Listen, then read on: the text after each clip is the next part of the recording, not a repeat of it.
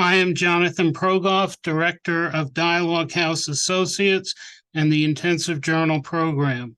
The author has granted permission for a voice other than the author to read this article. Recovering from Trauma by D. Mathers. After a divorce at age 30, ending a 5-year confusing and abusive marriage, I seriously began to question many situations in my life to which I had previously been blind, and I began 4.5 years of intensive psychoanalytic therapy. A few months after the therapy period, I felt there was no particular crisis, but wanted to keep moving along in a positive way, and my introduction to the intensive journal method was an enlightening experience. Although using the workbook privately at home was helpful, I found participating in the group at seminars and workshops provided a special kind of consciousness expansion. The feeling of belonging as part of this community was validating and extremely supportive after being in the individually focused process of psychoanalysis for several years. Intensive journal work allows connection with parts of the self that are subtle yet powerful. There are moments when a flash of insight occurs that can be caught, expanded, and made meaningful in the workbook. This kind of experience could probably only be done otherwise by creating a significant work of art, which is hardly possible on a regular basis. What I knew about my life or myself until I was well past 30 was similar to an iceberg. Only the tip was visible and 9/10 were hidden. There were several reasons for my situation. I uncovered during many long years of therapy that in my early life many of my family members had a pattern of non-communication and oftentimes did not want to see reality clearly. I had learned these patterns and developed my own intrapsychic non-communication. This caused my analyst to say at the beginning of sessions, "You don't know who you are." As I look back, I think I was moving through life like a person blindfolded walking on the freeway. Psychoanalytic work allowed me to see a more objective view of myself and how my ability to function in life was impaired. As I look back now, I can see that not even the analyst completely understood what was going on because there were so many matters that I could not even verbalize. I understood only much later that it would have been nearly impossible to pick up on them since I had dissociated so much since early childhood and had learned to compensate in ways that made many things appear normal. My emotional numbness and inability to integrate thinking and feeling caused a lot of confusion in relationships and was not easy to comprehend. As I learned later, many of the effects of the early trauma in my life had been somaticized, taking their toll on my body as physical problems, hypoglycemia/endocrine imbalance, lowered immunity, frequent viruses, and bouts of Epstein-Barr and mononucleosis that sometimes had mysterious symptoms. Many times in intensive journal workshops, I have begun writing some thoughts about the situations in my life, and at some point in the program an entirely different and much more significant concept or idea will emerge. For example, at one particular workshop I was trying to decide where to live. I had several choices. After moving through some sections, particularly the depth dimension or stepping stones, I realized that the real issue was my approach to life. Was I basically motivated by love or fear? Was I moving towards something or away from something? The intensive journal process always seems to take me to a deeper, more intuitive and integrating place of consciousness. When I was 52 years old, I was seriously injured in a pedestrian/auto accident a few months after a major life transition in which I had completed a master's degree program in social work. Previously I had worked in financial research, business, and writing. The brain injury was so severe that I had many cognitive and emotional impairments. My life transition process thus became a life reconstruction. I was unable to read functionally for more than 4 years. I was not paralyzed, but my recovery was similar to that of a stroke victim. With help from speech and cognitive therapists, I had to learn to compensate and work out strategies to manage tasks, work and emotions. Often, the effects of brain injury are referred to as the shattered self. One specific part of the intensive journal workbook that I turned to frequently during this time was the dialogue dimension. For example, using the dialogue with body exercise made me aware of what I was coping with and kept me grounded when I was experiencing considerable numbness. At times when I experienced body flashbacks of pain or trauma, dialogues allowed me to gain meaning and integration. Therapists often say, if you can feel it, you can heal it, and with that I kept moving forward in my recovery process using the method.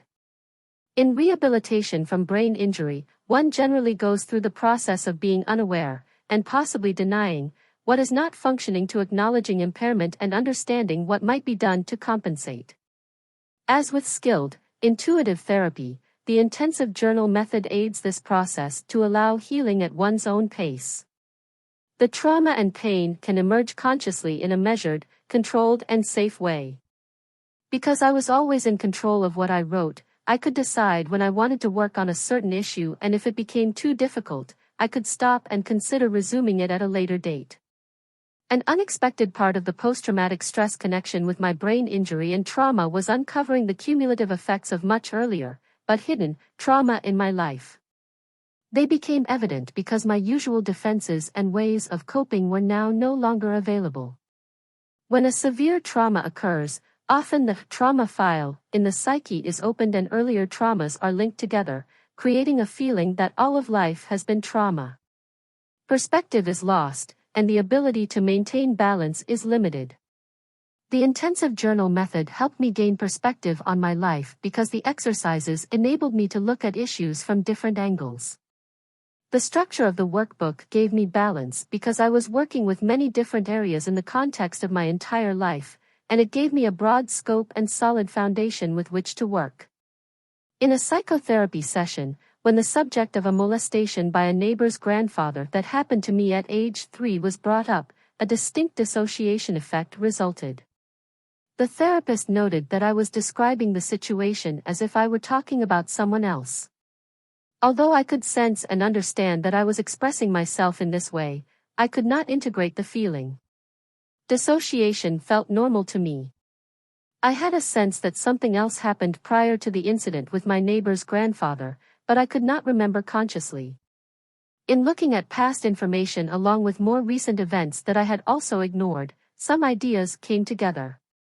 For example, according to a neurologist, my brain scan showed a pattern that occurs when a child is abused. Also, I remembered my grandmother telling me that I occasionally had black and blue marks as an infant. Several years ago, an older cousin told me that when she visited me as a baby, my sister, aged nearly 3, was sticking pins in me while my mother ignored it. In the past, I had had periods of intense physical total body pain that I thought were related to being depressed at times. It was actually body flashbacks. It was clear to me, as the puzzle came together, that my mother had been abusive and was disturbed in several ways. She died when I was 18, so nothing was ever discussed with her.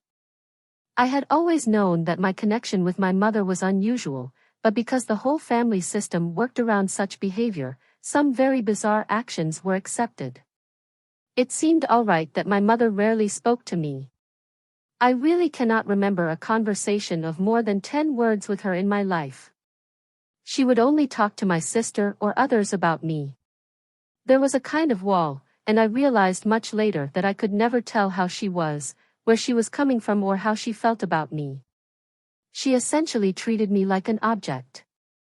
I was not physically abused as an older child, but there was serious emotional neglect and abuse. The consequences of the emergence of these early traumatic events were painful and required several years to fully work through. It seems that a spiritual approach is useful and even required in healing this kind of trauma.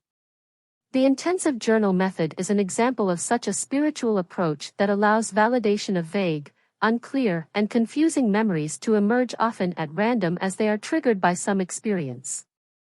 The openness of the method, which has no time limit, helped make sense of the material I was developing in my workbook. In life, crises do happen, and when an extreme trauma occurred in my life, the intensive journal process was most significant in helping me to maintain balance and unravel some destructive, painful confusion. The program has also been a supportive and incredible motivator, as well as an aid in promoting emotional and spiritual growth. I have been amazed so many times at the effectiveness of the intensive journal work in weaving together the strands of ideas, feelings, sensitive intuition and physical sensations into meaning, understanding and healing of the real, authentic self while maintaining balance. Not only did the method get me through the mental and emotional pain that resulted from my traumatic past experiences, but it also helped me to understand the dissociation that resulted and was a coping mechanism to deal with such pain. Dr. Progoff's program helped me get past the dissociation on my way to recovery because it helped me develop more functional and healthy ways of living. It enhanced my ability to reflect on body and emotional states, feelings, and fleeting thoughts. Work in the intensive journal workbook provides a way to reassociate or integrate the disconnected parts of the self, mind, or psyche. I was a child who had no hope and very few positive feelings about life, going through adolescence believing that only early death would be an escape. I now see the survival and resilience of human beings as truly amazing. I have had such unusual situations and conditions to deal with, and what I am able to do and the way I live may not be considered typical for many people of my age or circumstances. Despite these difficulties and challenges, my life today feels more balanced, fulfilling, and meaningful. I am at the stage of my life where integration usually occurs. The paths taken in life are reviewed and either appreciated, savored, or regretted. Since I virtually passed over some entire stages of development, I am now filling gaps that feel out of sync. I feel that I am moving along with my soul's path more and more, and will continue to do so. When Ray Charles died, there was a story about his mother telling him when he was a child that there are always two ways to do things, and because of his blindness, he would have to find the other way. I feel that this is often what I have to do, and the method was greatly helpful in giving me perspective in finding my way. I believe that the intensive journal process can be used in ways that are incredibly effective in so many aspects of life, from inner guidance and integration for a fractured soul, to moving and inspiring a highly functioning person forward to accomplish their best creative work.